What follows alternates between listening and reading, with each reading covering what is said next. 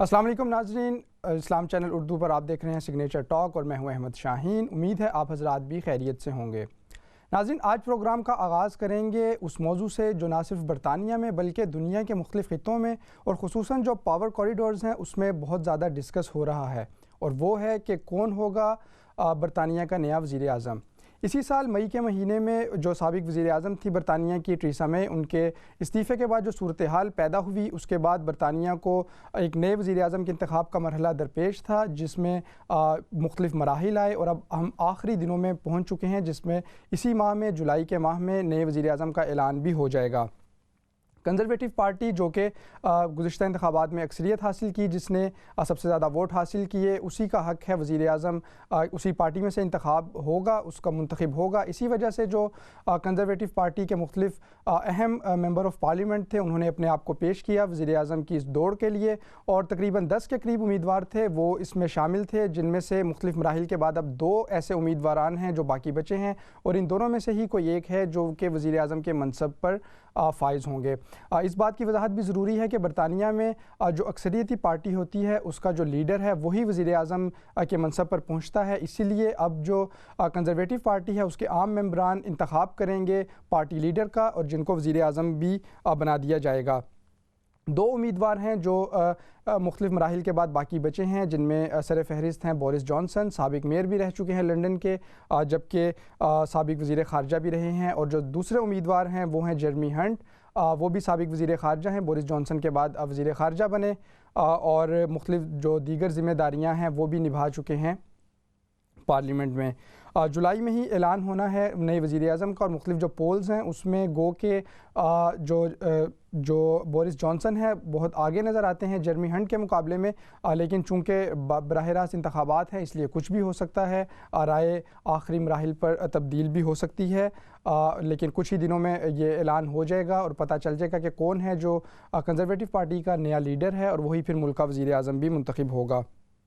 इसी मामले पर आज के प्रोग्राम में पहले हिस्से में हम बात करेंगे किसके ज़्यादा चांसेस हैं, और जो दोनों उम्मीदवारान हैं उनकी क्या पॉलिसीज़ हो सकती हैं मुख्तलिफ़ अहम मामलात के ऊपर, ख़ुसूसन जो ब्रेग्ज़िट का मामला दरपेश है उसमें क्या राय रखते हैं दोनों उम्मीदवारान, और कौन ज़्यादा अच्छे तरीके से इस जो ब्रेग्ज़िट का मामला है उसको डील करने के काबिल होगा।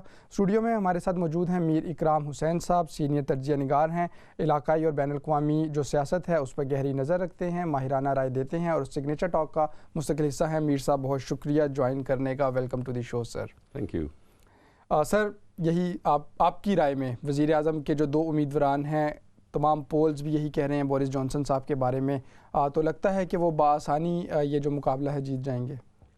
अच्छा, इससे पहले कि हम बोरिस जॉनसन की तरफ देखें, इसकी एक पूरी तारीख है। ये जमहूरियत का हुस्न है जो इस वक्त जो प्रोसेस है प्राइम मिनिस्टर के सेलेक्ट करने का, कि पूरी कंजर्वेटिव पार्टी में एक मेंबर को अप्रोच किया जा रहा है, और 1,60,000 के करीब जो मेंबर्स हैं उनको अप्रोच करके विद इन पार्टी उनकी राय ली जा रही है। मुल्क का प्राइम मिनिस्टर बनाने के लिए बहुत ज़रूरी देखा जाता है उसकी तमाम चीज़ें कि इस मुल्क को लेकर वो कहाँ जाएगा।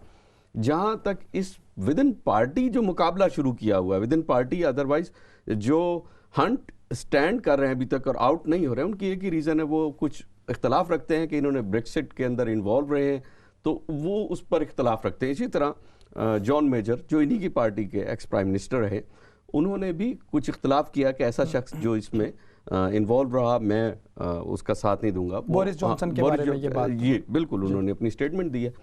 इसी तरह से मुख्तलिफ पार्टी के मेंबरान की मुख्तलिफ आरा हैं। मैं समझता हूँ ये एक बहुत खूबसूरत बात है जो जमहूरियत का हुस्न है। ये विद इन पार्टी भी एक डेमोक्रेसी है, और अगरचे वो लोग इलेक्शन जीते हुए हैं जो कंजर्वेटिव पार्टी है और उसका हक़ है वज़ीर आज़म बनाना, वो किसी को नॉमिनेट कर सकते हैं, लेकिन जैसे आपने बात की कि जमहूरियत का हुस्न है कि वो अपने एक मेंबर तक पहुंच रहे हैं और उनकी राय से वज़ीर आज़म का वो अनाउंस करेंगे। अच्छा, कंजर्वेटिव की जो तारीख देखें तो अब तक ये करीबन 22 के करीब प्राइम मिनिस्टर बरतानिया को दे चुके हैं। 1812 से लेकर अब तक 12 के करीब 22 के करीब प्राइम मिनिस्टर इनके आए हैं इसी पार्टी से।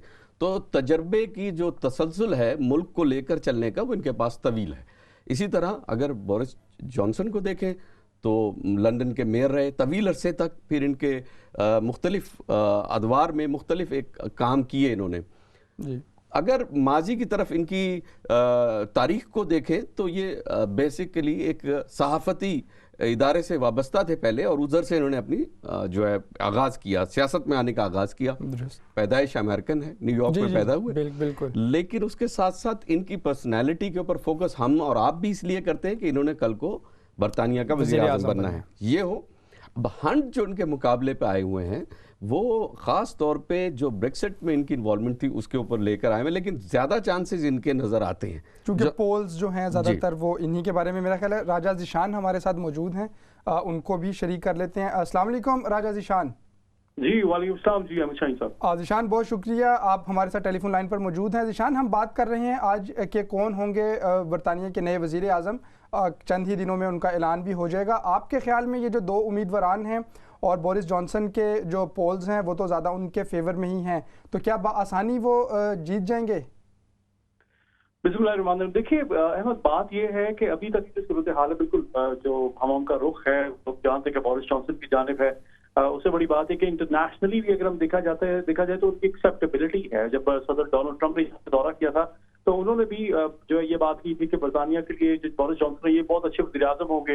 उन्होंने मिसाल लेने की कोशिश की सादिक खान के हवाले से। उन्होंने कहा कि लंदन मेयर जब बोरिस जॉनसन थे लंदन के हालात बहुत बेहतर थे। सादिक खान के हवाले से जो लंदन में वहाँ या आजकल जो एक रेशो क्राइम का बढ़ता चला जा रहा है, नाइफ क्राइम का खास तौर पे, उसको उन्होंने एक ये टारगेट किस तरह किया कि बोरिस जॉनसन की जो कारकर्दगी का मुआवजा करके उनके हक में बात की। गो कि बहुत सारे हल्कों की जानिब से ये भी बात की जाती है कि दूसरे ममालिक के मामलात में, निजी मामलात में मुदाखला जो है ये बात उन्हें नहीं करनी चाहिए। तो देखिए अब ये जहां तक इस मुकाबले की बात है ये फजा तो बिल्कुल उनके हक में बन चुकी है। गो कि पहले कुछ ऐसे जरूर था, जब शुरू में हमने देखा है कि ये 3 मरहलों पर ये सारा सिलसिला जो मुश्तमिल था कि जिसमें पहले जितने भी उम्मीदवार थे उसमें 114 जो है सबसे पहले वो बोरिस जॉनसन के वोट थे, बाकियों के बिलतरतीब मुख्तलिफ थे। लेकिन 199 के करीब जो बाकी जो तमाम उम्मीदवार हैं वो उनके वोट्स बनते थे। अब ये सूरत हाल आ चुकी है कि अब उसमें हमने देखा है कि कट एंड शॉट भी हुआ है। उसके बाद जब लिस्ट में अब ये 1-to-1 का मुकाबला जो है वो हो चुका हुआ है। तो मैं समझता हूँ बोरिस जॉनसन जो है उनके लिए राह बिल्कुल हमवार है। और उससे बढ़कर बात यह है कि उनके लिए इसलिए भी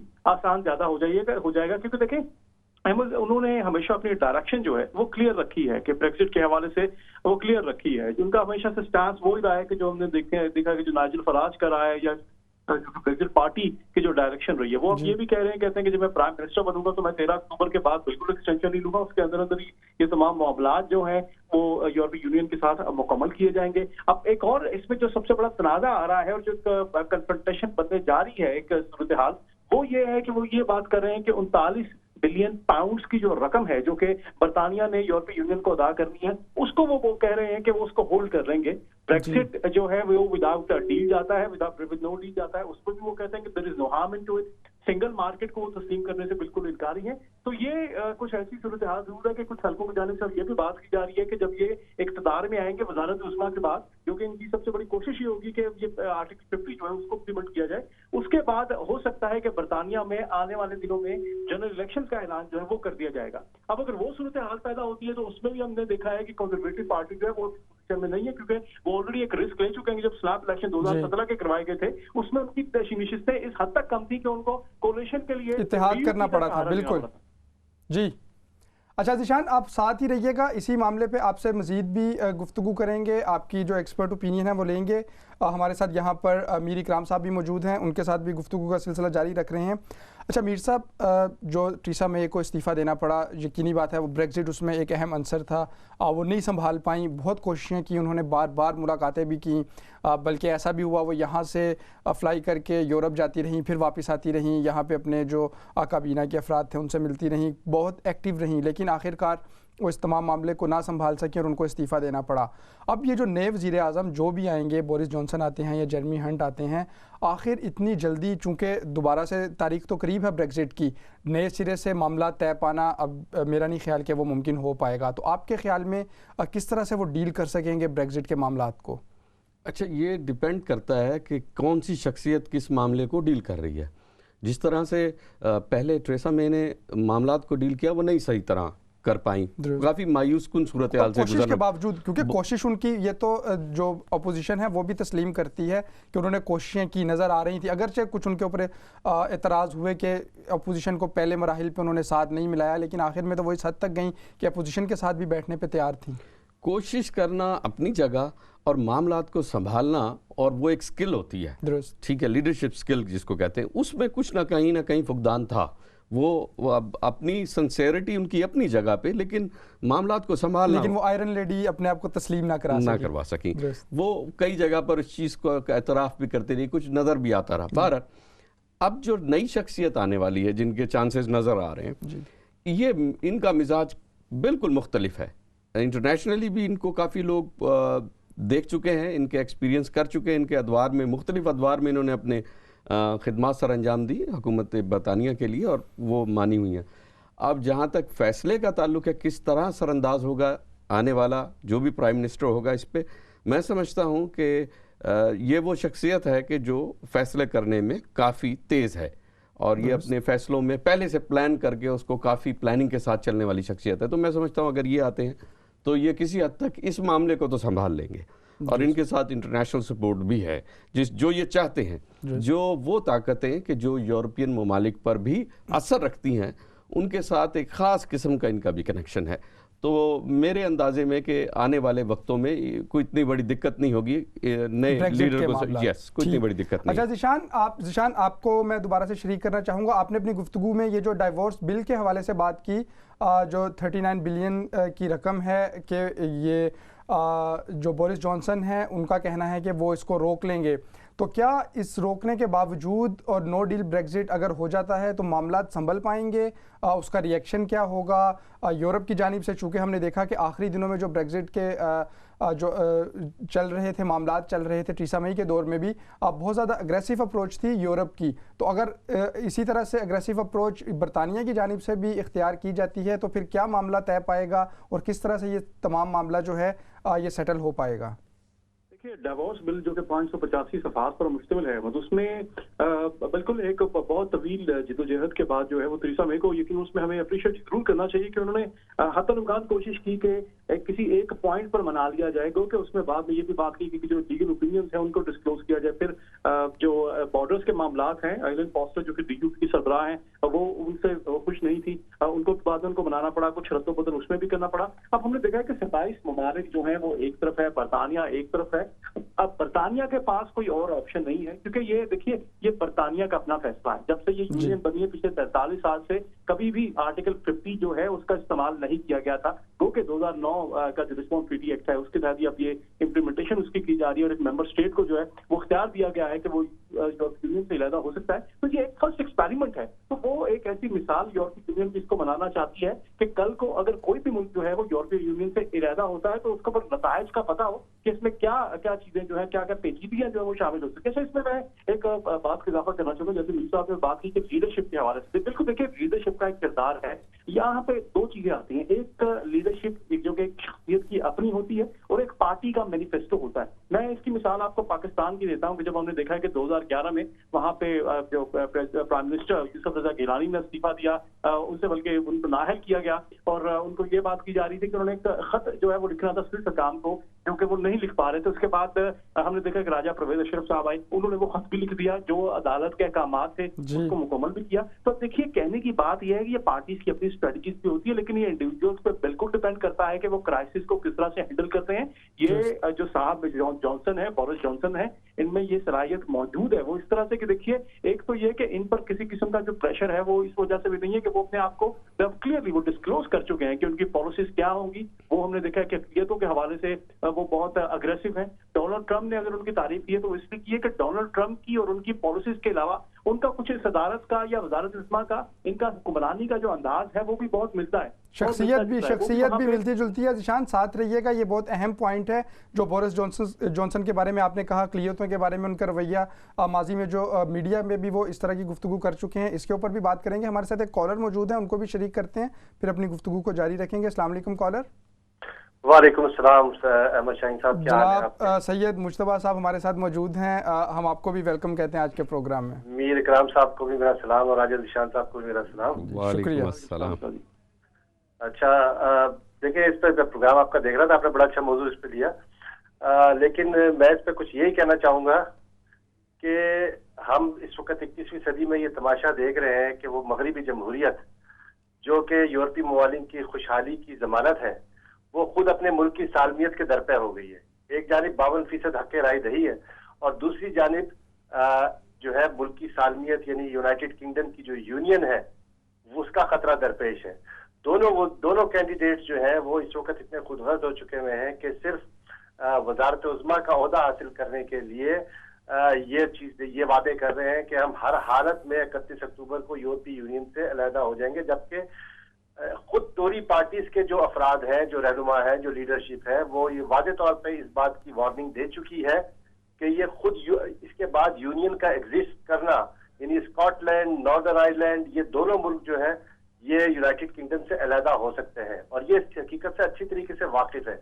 दूसरी चीज ये कि जो वादे ये कर रहे हैं वजारत उज़्मा के लिए, उसके लिए जो नॉर्दर्न आयरलैंड पुलिस के जो सीनियर साबिक सरबराह थे, उन्होंने वादे तौर पे ये कहा है कि दहशतगर्दी की एक शदीद किस्म की लहर, स्पेक्टेकुलर बॉम्बिंग का लफ्ज इस्तेमाल किया उन्होंने, कि ये एक बरतानिया एक शदीद लहर का शिकार हो सकता है। तो दहशतगर्दी का एक अलग खतरा है। तो चाहे बोरिस जॉनसन जीतते हैं, चाहे जेरेमी हंट जीतते हैं, ये दोनों जो है इस वक्त इस वादे के ऊपर हो रहे हैं कि वो ब्रेक्जिट को पाया तकमील तक पहुंचाएंगे, जो कि थेरेसा मे नहीं कर सकी। और अगर वो इस तरह करते हैं तो ये बरतानिया की, यूनाइटेड किंगडम की एग्जिस्टेंस के लिए खतरा हो जाएगा। अब ये इनमें से कोई भी सिलेक्ट हो जाता है तो इनके पास क्या रास्ता है? इनके पास रास्ता या तो ये है कि जो वादे या तो वो मार्शल लॉ लगा दें ताकि जो राइजिंग जो उसके बाद जो सूरत हाल होगी उस पर काबू पाया जा सके, ये भी जमहूरियत के खिलाफ हो जाएगा। दूसरा तरीकाकार इनके पास ये है कि ये अपने आप को एक बंद गली में पाएंगे, तो उसके बाद हमारे खान साहब का मशवरा कबूल करें और यू टर्न ले लें और बड़े लीडरों में शामिल हो जाएंगे। अलावा और कोई इनके पास चारा नहीं है। तो ये खुद जमहूरियत जो है मगरिबी जमहूरियत मुल्क की सालमियत के दर पे हो चुकी है। जी मुस्तफा साहब शुक्रिया, आपने भी अपनी राय का इजहार किया। ज़ीशान, ये जो मामला मुस्तफा साहब ने भी अपनी बात में जिक्र किया, अगर इसके ऊपर आप देखें, क्योंकि हमें बिल्कुल ब्रेक पर भी जाना है, नॉर्दर्न आयरलैंड वाला ख़ास तौर पे जो मामला है बहुत सेंसिटिव है और थेरेसा मे भी इसी वजह से तमाम मामले को हैंडल नहीं कर पाई थी, चूँकि ये कहीं पर भी ऊँट किसी करवट नहीं बैठ रहा था। अब अगर नो डील ब्रेक्जिट कर देते हैं, क्या मुस्तकबिल होगा ख़ास तौर पर बैकस्टॉप का, और जो बॉर्डर है दोनों ममालिक के दरमियान में, उसका क्या हल होगा?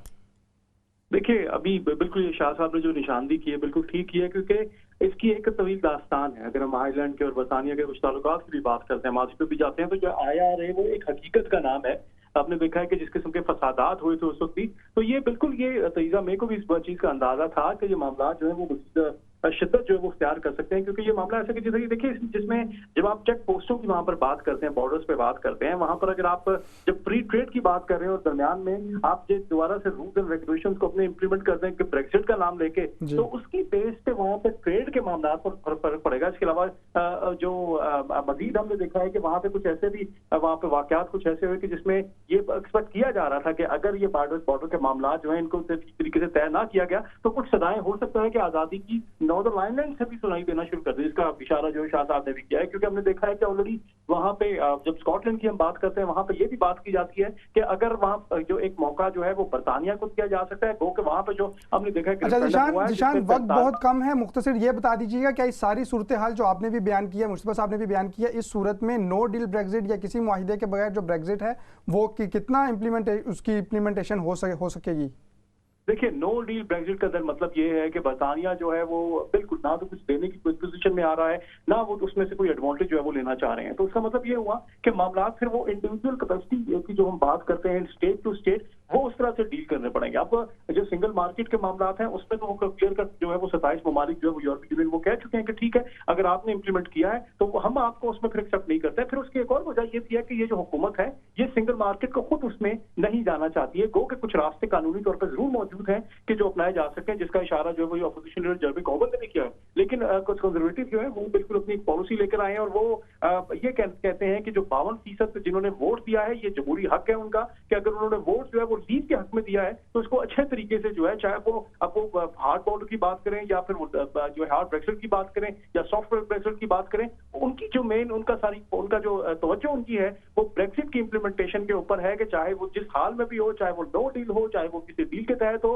उसमें से वो रास्ता निकालना चाहते हैं। और यही पॉलिसी बोरिस जॉनसन की है, और यही वजह है कि बोरिस जॉनसन जो कि 1,60,000 अब जो सारे मेंबर्स हैं उनको उनके लिए वोटिंग करेंगे, इसलिए उनकी मकबूलियत ज्यादा है कि जो एक वो स्ट्रैटेजी कंजर्वेटिव लेकर आई है उनकी अपनी भी डायरेक्शन उसके मुताबिक है। जी ज़ीशान, बहुत शुक्रिया, आप हमारे साथ थे। नाज़रीन, हम बात कर रहे थे वज़ीर आज़म के हवाले से। जो जुलाई का आखिरी अशरा है उसमें अनाउंसमेंट भी हो जाएगी कि बरतानिया के नए वज़ीर आज़म कौन है, और जो दो मेजर उम्मीदवार अब मैदान में रह गए हैं, जेरेमी हंट और बोरिस जॉनसन, इन दोनों की शख्सियत के बारे में, इनकी पॉलिसीज़ के बारे में भी हमने बात की। हमने यहाँ पे राजा ज़ीशान हमारे साथ मौजूद थे एज एक्सपर्ट, उन्होंने अपनी राय भी दी। मीर इकराम साहब स्टूडियो में हमारे साथ मौजूद थे, उन्होंने भी अपनी राय का इजहार किया। और हमने देखा कि किस तरह से जो सबसे अहम मामला दरपेश है ब्रेग्जिट का, उसको टैकल कर सकते हैं। ख़ासतौर पर अगर जो बोरिस जॉनसन साहब, जिनके पोल्स में वो आगे जा रहे हैं, अगर वो वही कामयाब होते हैं तो किस तरह से मामला को लेकर चलेंगे। एक छोटी सी ब्रेक पे जाएंगे, ब्रेक के बाद वापस आएंगे तो कुछ नए मामलात के ऊपर बात करेंगे। हमारे साथ रहिएगा।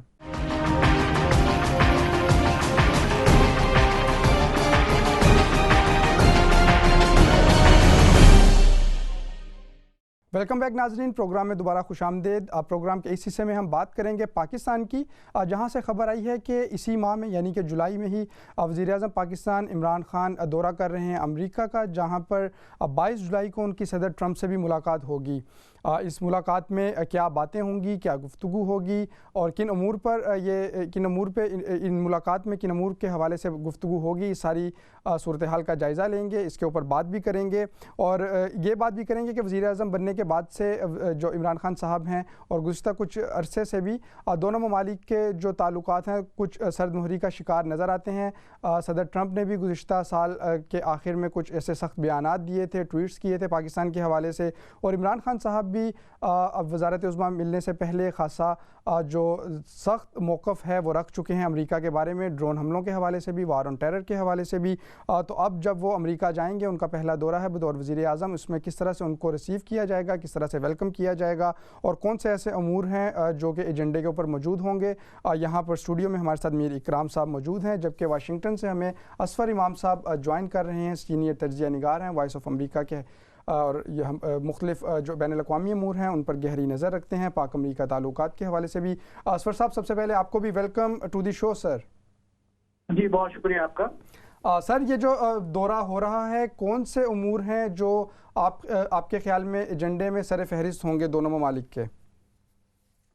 देखें, सबसे पहले तो मैं ये बताना चाहूँगा कि इस दौरे से मुताल्लिक़ जब हमें इत्तलात मिली तो हमने यहाँ पे स्टेट डिपार्टमेंट से भी रब्ता किया, पाकिस्तानी एम्बेसी से भी रब्ता किया। तो ये लोग तमाम बेखबर थे, उनको पता नहीं था कि दौरे के बारे में को हतमी शक्ल दी जा रही है।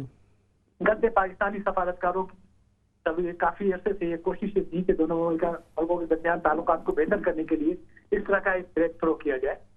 इस दौरे की बराह रास्त दावतनामे जो है वो व्हाइट हाउस से जारी हुए हैं और सदर ट्रंप के ख्वाहिश पे जारी हुए हैं। आपके इल्म में होगा कि अमेरिका की कोशिश है कि बहुत जल्द अफगानिस्तान से वो निकल सके और वहां से उस मसले को हल कर सके। ये सदर ट्रंप का अपना इंतखाबी नारा भी था, इंतखाबी वादा भी था, और इसलिए जरूरत है ये कि कोई ऐसे इक़दाम किए जाए जिसमें अपने वोटर्स को ये तासुर दे सकें कि वो अपने इंतखाबी वादे पर अमल करते हुए अफगानिस्तान से अपनी अफवाज निकाल सकें, क्योंकि वहाँ अफगानिस्तान में भारी बड़ी अखराजात बहुत बड़े पैमाने पे अमरीकी अक़वाम को अदा करना पड़ रहे हैं। और आपने देखा है कि अमरीकी वज़ीर ख़ारजा माइक पॉम्पियो ने बाज़ाब्ता अनाउंस किया है कि इस बात जो मुज़ाकरात हो रहे हैं वो हतमी होंगे और उसके बाद एक फौजों की अनखला का जो मामला वो तय कर लिया जाएगा। इस सिलसिले में पाकिस्तान का जो किरदार निहायत अहम है और इसलिए पाकिस्तान को इत्तेफाक में लिया जा रहा है और ये अफगानिस्तान का मसला एक बार फिर अमेरिका और पाकिस्तान दोनों को करीब ला रहा है। यहाँ वाशिंगटन में जो 20 जुलाई को वज़ीर आज़म इमरान खान यहाँ पहुंच रहे हैं और ये स्टेट गेस्ट होंगे। यहाँ पे तवक्को ये की जा रही है कि 22 को जो इनकी मुलाकात है उसमें जो सबसे अहम मौजू होगा वो अफगानिस्तान ही होगा। और आपने देखा कि पाकिस्तान के वज़ीर आज़म के दौरे से पहले अमेरिका ने बलोच के लड़की पसंदों की जो तहरीक थी तो उसको दहशतगर्द करार दिया है। ये बाहमी ताल्लुकात बेहतर करने की तरफ एक इशारा है और इसके बदले में यकीनन पाकिस्तान से ताउन दरकार है इन्हें अफगानिस्तान के अंदर, और पाकिस्तान इस सिलसिले में भरपूर ताउन कर रहा है जिसका एतराफ अब खुद न सिर्फ अमरीकी हुकाम बल्कि अफगान हुक्मरान भी करने लगे हैं। और गुज़िश्ता दिनों जो सदर जो अफगान सदर ने पाकिस्तान का दौरा किया था, उसमें उन्होंने कहा था कि अब पाकिस्तान को माजी की गलतियों का एहसास हो गया है, अब उसकी सिर्फ जो है वो सही तरफ। तो मैं ये समझता हूँ कि इस दौरे में भी पाकिस्तान के जो बातचीत का जो महवर होगा, मरकज होगा, वो अफगानिस्तान ही होगा। अब अमेरिका को अफगानिस्तान में पाकिस्तान की मदद दरकार है। अब इसके बदले में पाकिस्तान क्या कुछ हासिल कर सकता है, ये इमरान खान की सलाहियतों और पाकिस्तान की हफाजतकारी पर मुनहसर है। जी अच्छा असफर साहब, हम माजी में देखते रहे, जैसे आपने भी इशारा किया कि अक्सर जो पाकिस्तान है वो अफ़गान जो अमन अमल है उसमें किरदार अदा करता रहा है। अमेरिका को इस बात का इतराफ़ भी है, इसी वजह से ताल्लुकात बहाल किए भी जा रहे हैं और मदऊ भी किया गया है।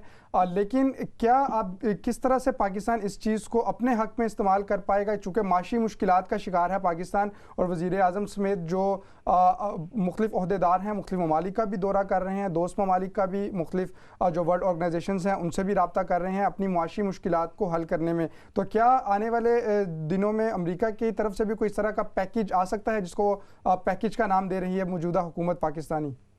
हाँ नहीं, देखिए पाकिस्तान तो भरपूर तामुल कर रहा है। आप पाकिस्तान को सबका बड़ा मसला यही कदम ये है कि जो माशी बहरान से गुजर रहा है उसमें अमेरिका की मदद दरकार है उसको।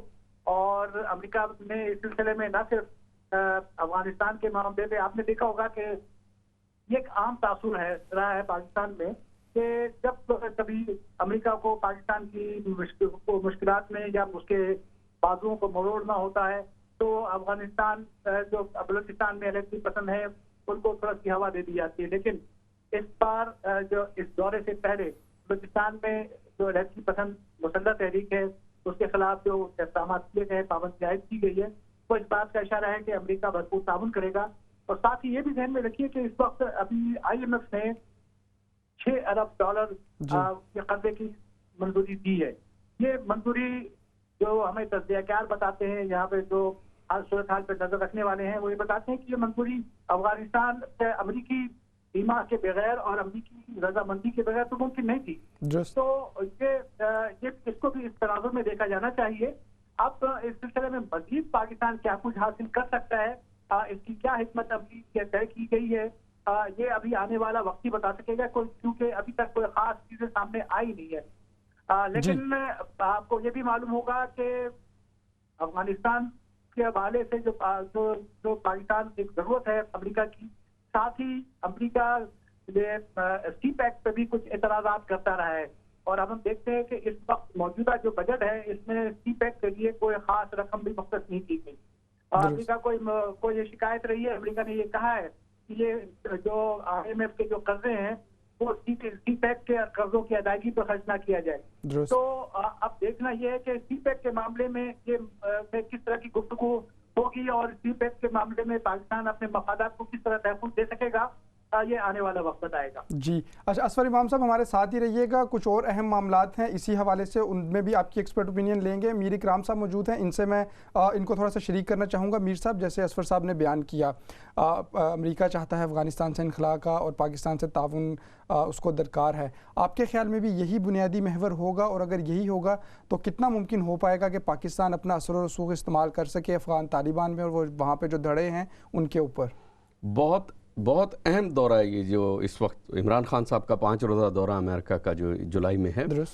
इसमें सिर्फ ख़ित्ते के अमन के हवाले से अगर देखा जाए, माशी सूरत हाल पाकिस्तान की देखा जाए, तो ये इंतहाई अहम है, जिसका जहाँ तक बलूचिस्तान की तंजीमों के बारे में एक अमेरिका ने जो कुछ अपने सैंक्शंस की हैं, उसके बाद जो आप IMF की बात कर रहे हैं, मैं इससे भी बालातर हो के अगर अफगान अमन को देखूँ, अफगानिस्तान के अमन के लिए पाकिस्तान वाहिद मुल्क है जिसने अपना अमन बर्बाद कर लिया।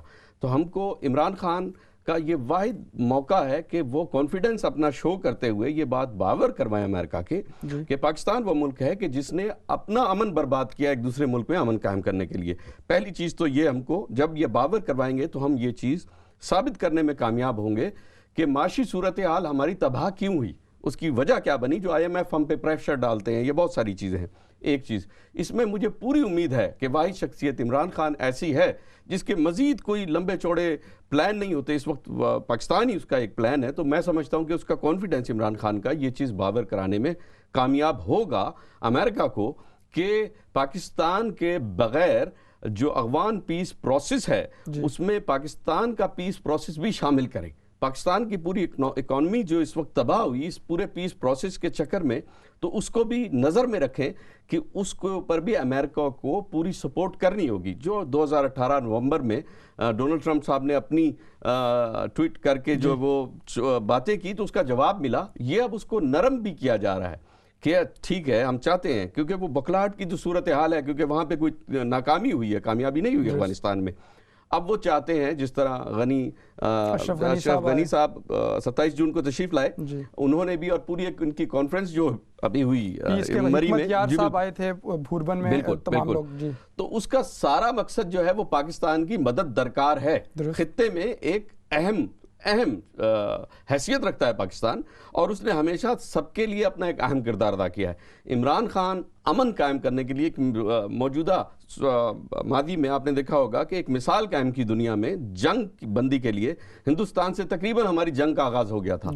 पायलट को हमने रिलीज किया, बाकायदा एक अमन की फजा कायम की। तो इमरान खान पाकिस्तान की बहैसियत वज़ीर आज़म पाकिस्तान ये सलाहियत रखते हैं कि वो अमेरिका को ये बावर कराने में यकीनन कामयाब होंगे कि खित्ते के अमन में पाकिस्तान का किरदार, माशी सूरत हाल जो इस वक्त पाकिस्तान की है, उसके लिए अमेरिका हमारे लिए क्या कर सकता है। और ये बात अमेरिका को एहसास दिलाने की ज़रूरत है कि इस वक्त पाकिस्तान को आप मज़ीद जोड़ने के अलावा पाकिस्तान को मदद करें। पाकिस्तान डू मोर का मुतालबा सिर्फ पाकिस्तान से ज़रूरी नहीं, अमेरिका को खुद भी पाकिस्तान की मदद के लिए कुछ करना चाहिए। असफर इमाम साहब मौजूद हैं, उनको दोबारा से शरीक करेंगे।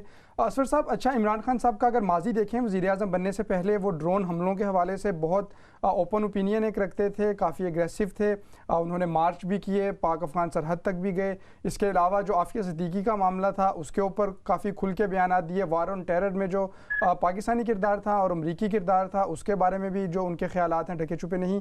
तो इस तमाम सूरत हाल के को अगर देखते हुए क्या तासुर है इमरान खान साहब के हवाले से अमेरिका में? देखें, ये तो यहाँ पे एक तासुर ये बनाया गया था कि इमरान खान को तालिबान खान भी कहा गया है यहाँ पे जी। और जो तजज़िया करने के वाले जो थिंक टैंक के इदारे हैं, और मैंने खुद भी मैंने कुछ लोगों को ये उनके इस नाम से पुकारते सुना है, और एक तरफ ब्रैकेट करने की कोशिश की गई है। लेकिन देखिए, आप जो कह रहे हैं कि हमारे मौजूद मेहमान भी कह रहे हैं कि एहसास दिलाने की जरूरत है कि पाकिस्तान के बगैर अफगानिस्तान में अमन नहीं है, ये एहसास दिलाने की जरूरत नहीं है। अमेरिका को भरपूर एहसास है मौजूद कि आपको आपकी जरूरत है। अब इस जरूरत के तहत ही तो आपको दोबारा बुलाया गया है, आपको दावत दी गई है कि आप यहाँ पे आए, और इसी जरूरत ही का नतीजा है कि आपके यहाँ अमन कायम करने के लिए आप दहशतगर्द तंजीम को एक बलोच अलहदगी पसंदों को दहशतगर्द तंजीम करार दिया गया है। ये जरूरत का एहसास ही है जिसके नतीजे में आपको IMF के कर्जे की मंजूरी हुई है, और इसके अलावा मजीद पाबंदियों, मजीद दबाव का बातें दोहराई नहीं जा रही। और साथ ही आपने ये भी देखा कि भारत के साथ जो कशीदगी थी उसको कम करने में भी अमेरिका ने बहुत अहम किरदार अदा किया है, वरना ये कशीदगी बहुत आगे की तरफ बढ़ सकती थी। पाकिस्तान ने इस सिलसिले में बेहतर जिम्मेदाराना किरदार अदा किया है। मेरा ये कहना है कि इस तमाम जरूरत का एहसास दिलाने की वजह से साथ साथ आपको ये मंसूबाबंदी करनी है कि अगर आप किसी मकसद के लिए काम आने जा रहे हैं अमेरिका के, तो आप उसके बदले में लेंगे क्या, उसकी कोई प्लानिंग बज़ाहिर मुझे नजर नहीं आती। बज़ाहिर मुझे इस बात की का एहसास में पता नहीं चलता कि पाकिस्तान इसके बदले में क्या कुछ लेगा। कोई अगर होमवर्क हुआ है तो वो सामने अभी तक नहीं आया है, और मैं बहुत ज्यादा तवक्को नहीं कर रहा इमरान खान साहब से और उनकी टीम से कि वो कोई होमवर्क करके यहाँ पे आए। यकीनन वो इनके इस्तेमाल में तो आएंगे, तो मार्च में भी अमेरिका ने जब जरूरत महसूस की और अपने इस्तेमाल में लिया है, और अभी लगता है कि एक बार फिर इस्तेमाल में आएगा। लेकिन पाकिस्तान खुद भी अब ये समझने लग गया है कि अफगानिस्तान में क़याम अमन पाकिस्तान के अपने मफाद में है, जिसका इजहार बराह रास्त किया जाता रहा है। पाकिस्तान समझता है कि अगर अफगानिस्तान में अमन आएगा तो पाकिस्तान में भी अमन कायम होगा, और पाकिस्तान की तरक्की और खुशहाली के लिए जरूरी है कि अफगानिस्तान के साथ साथ पाकिस्तान में भी अमन हो। और इस मकसद को सामने रखते हुए कुछ जमानतें, कुछ यकीन दहानियां यकीनन इनको लेनी चाहिए जो इस बातचीत में ली जा सकती है। अब इनकी सलाहियतों का इम्तहान है कि इसमें वो क्या कुछ लेते हैं। 5 दिन का दौरा है, 5 दिन इमरान खान यहाँ वाशिंगटन में क़याम करेंगे। इस दौरान यकीनन वो थिंक टैंक वगैरह से खिताब भी करेंगे, उनमें उनको बहुत मुख्तलिफ किस्म के सवालात का भी सामना करना पड़ेगा। लेकिन जब वज़ीर आज़म इमरान खान इक़्तिदार में आए थे उस वक्त से इस वक्त तक जो साल भर का अर्सा गुजरा है, इसमें काफी सूरत हाल की तब्दीली आई है। मैं नहीं समझता कि अब पहले की तरह उस तरह मैंने क्रॉस क्वेश्चनिंग की सूरत हाल होगी जो माजी में अगर साल भर पहले इमरान खान यहाँ आते तो यहाँ थिंक टैंक और दूसरे जो अदारे हैं उनमें उनसे क्रॉस क्वेश्चनिंग हो सकती थी। लेकिन अब यहाँ भी एहसास है कि पाकिस्तान अफगानिस्तान के मामले में अमेरिका के साथ और खुद अफगानिस्तान के साथ ताउन कर रहा है और वो वाकई से ये समझने लगा है और उसने अपनी पुरानी पॉलिसी तब्दील की है और उसके तहत उन्होंने अफगान के अमन के क़याम के लिए और अफगानिस्तान में आपने ये भी सुना होगा कि खुद इमरान खान साहब ने की तरफ से ऐलान हुआ है कि वो तालिबान से बराह रास्त मुलाकात कर रहे हैं और यकीनन ये मुलाकात चंद दिनों पहले अशरफ गनी के दौरे में ही तय की गई होगी जब और कम अज कम अफगान सदर को इस्तेमाल में जरूर लिया गया होगा। और ये भी इत्तलात है कि इस जो तालिबान के साथ पाकिस्तानी वज़ीर आज़म की बराह रास्त मुलाकात के बाद जो पेशरफ्त होगी उसे अमेरिका और खुद अफगान हुकूमत दोनों को इससे आगाह भी किया जाएगा। तो ये ताउन की निशानियां हैं, दोनों तरफ से ताउन का सिलसिला चल रहा है जिसके नतीजे में हम देखते हैं कि माजी की जो ताल्लुकात में कशीदगी थी उसमें कुछ बेहतरी यकीनन आ रही है। अब इसका फायदा देखिए, बैनुल-अक़वामी ताल्लुकात में हर मुल्क अपने फायदे की फिक्र करता है, पाकिस्तान को भी अपने फायदे की फिक्र करनी चाहिए, अमेरिका अपने फायदे की फिक्र कर रहा है। अब आपने इस सारी सूरत हाल से फायदा क्या उठाना है, कौन से टारगेट हासिल करने हैं, उसका अभी तक इजहार सामने नहीं हुआ है। अभी तक उसके बारे में कोई यानी वादे तौर पे सामने चीजें नहीं आई हैं कि आप वो क्या मकासद हासिल कर सकते हैं। जी आपको पता है कि इस वक्त अरबों डॉलर की वाजिबात पाकिस्तान के अमेरिका पर है, जो कॉलिजन सपोर्ट फंड है जो अमेरिका ने वापस देने से इनकार कर दिया है। क्या अमेरिका उस तमाम इमदाद को बहाल करेगा? ये अगर एक बहाली मुमकिन है तो इस तरह इसको हम समझा जाएगा कि इसके दौरे के नतीजे में तो एक कामयाबी हासिल हुई है। जी अच्छा, असफर इमाम साहब, हमने बात की मईशत के हवाले से भी बात की है और अफगानिस्तान के हवाले से भी आपकी क्विक ओपिनियन लेना चाहूँगा। ईरान के साथ अमेरिका के आजकल जो ताल्लुकात हैं काफ़ी कशीदा हैं, बहुत जो बयानात हैं दोनों जानिब से जारी हैं, कुछ सरगर्मियाँ भी देखने में आ रही हैं। क्या इस हवाले से भी अमेरिका पाकिस्तान की खिदमत लेना चाहेगा या तो ईरान पे दबाव डालने के लिए या फिर मामलात को कूल डाउन करने के लिए? इस बारे में आपका क्या ख्याल है?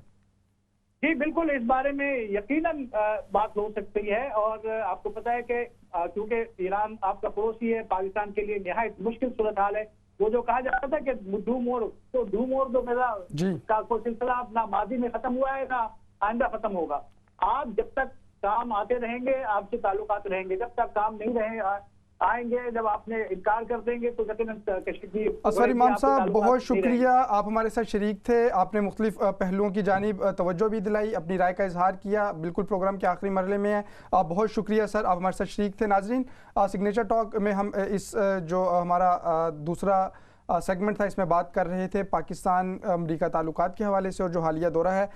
सर मीर इकराम साहब, आपसे आखिर में मैं बिल्कुल पूछना चाहूँगा, आफिया सिद्दीकी के हवाले से इमरान खान साहब इलेक्शन से पहले भी और इलेक्शंस के बाद भी पीटीआई इस मामले को कैश कराती रही है, इस मामले के ऊपर बात करती रही है। क्या हालिया दौरा में ये मामला भी टेबल पे होगा या ये सिर्फ इलेक्शन की हद तक था? ये सुनने में मेरे एक पेशरफ्त नज़र आती है, इस पे अभी फाइनल कोई बात नहीं है लेकिन एक पेशरफ्त नज़र आती है कि हो सकता है इस बारे में बात की जाए। लेकिन मैं जो हमारे मेहमान अमेरिका से थे असफर इमाम साहब, इनकी बात से इत्तफाक करता हूँ कि होमवर्क करके जाना चाहिए। दूसरी जो अहम बात, जब तक हिंदुस्तान की मुदाखलत रहेगी अफगानिस्तान में जब तक हिंदुस्तान मुदाखलत रखेगा अफगानिस्तान में अमन कभी कायम नहीं होगा। ये बात रखिए, हम जितना मर्जी होमवर्क करके जाएं, हिंदुस्तान अपना होमवर्क करके अफगानिस्तान में काम कर रहा है। लेकिन कम से कम ये बात अमेरिका को तो बावर करानी चाहिए, ये भी होमवर्क का हिस्सा है। जी, कि हिंदुस्तान की मुदाखलत अफगानिस्तान में रोकी जाए, क्योंकि जब तक अफगानिस्तान में अमन नहीं रहेगा पाकिस्तान में भी अमन नहीं रहेगा। तो दोनों मुल्कों में अमन लाजिम है और हिंदुस्तान की मुदाखलत उधर रोकना ज़रूरी है। ये हमारी पॉलिसी का हिस्सा होना चाहिए। यकीनन जो फंड्स हमारे रोके हुए हैं इस वक्त, अमेरिका ने जो हमारी कोalition के जितने फंड्स रोके हुए हैं वो रिलीज़ करें और फर्दर अपने तमाम वो डिमांड, इस वक्त कॉन्फिडेंस का मुजाहरा करें इमरान खान साहब, और जिसको कहते हैं ना सीधा आंखों में आंखें डाल करके सीधी बात करें कि हम भी एक खुद मुख्तार रियासत हैं, हमारी भी एक हैसियत है, हम लोग एक 22 करोड़ की आवाम है जो खुशहाल ज़िंदगी गुजारना चाहती है, तो उसके बारे में खुल के बात करें अमेरिका से। बिल्कुल। और नाज़रीन, गुफ्तगू आपने सुनी, हम बात कर रहे थे सेगमेंट के इस हिस्से में पाक अमरीका ताल्लुकात के हवाले से, और जो हालिया दौरा वज़ीर-ए-आज़म पाकिस्तान करने जा रहे हैं उसके बारे में बात कर रहे थे और उसके मुख्तलिफ पहलुओं का जायज़ा ले रहे थे। अमेरिका से असफर इमाम साहब हमारे साथ शरीक थे, जबकि स्टूडियोज़ में मीर इकराम साहब हमें ज्वाइन कर रहे थे। उन्होंने भी अपनी एक्सपर्ट ओपिनियन बताई और जो पाक अमरीका ताल्लुकात के मुख्तलिफ पहलू हैं उनके हवाले से हमने यहाँ पर गुफ्तगू की। यह था आज का सिग्नेचर टॉक। उम्मीद है आपको पसंद आया होगा। हमारे प्रोग्रामात आप देख सकते हैं स्काई 755, जबकि वर्जन मीडिया 839 पर। इसके अलावा इस्लाम चैनल उर्दू की वेबसाइट और मोबाइल एप्लीकेशन के ज़रिए से भी आप इन प्रोग्रामात तक रसाई हासिल कर सकते हैं। अपने मेज़बान अहमद शाहीन को इस दुआ के साथ इजाज़त दीजिए कि ये दुनिया हर शख्स के लिए अमन और सलामती का गहवारा साबित हो। अल्लाह निगहबान।